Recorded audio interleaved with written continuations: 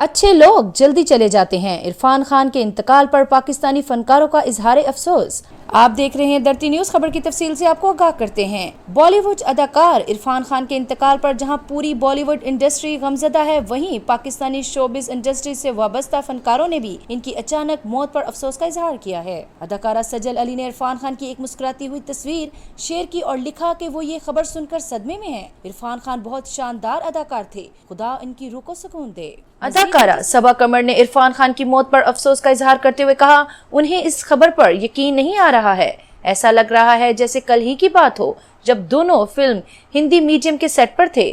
صبا قمر نے عرفان خان کے انتقال کو سینما انڈسٹری کے لیے بڑا نقصان قرار دیتے ہوئے ان کی آخرت کے لیے دعا کی۔ یاد رہے کہ صبا قمر نے عرفان خان کے ساتھ فلم ہندی میڈیم کے ذریعے بالی ووڈ میں انٹری دی تھی۔ اداکارہ صبور علی نے عرفان خان کے انتقال پر گہرے غم کا اظہار کرتے ہوئے لکھا، کسی نے ٹھیک کہا تھا، اچھے لوگ جلدی چلے جاتے ہیں۔ اداکار عمران عباس نے عرفان خان کو لیجنڈ قرار دیتے ہوئے لکھا کہ آپ کو ہمیشہ یاد کیا جائے گا، آرٹ کی کوئی سرحد نہیں ہوتی، ہم درد محسوس کر سکتے ہیں اور آپ کے اچانک انتقال سے ہم بھی اتنے ہی غمزدہ ہیں۔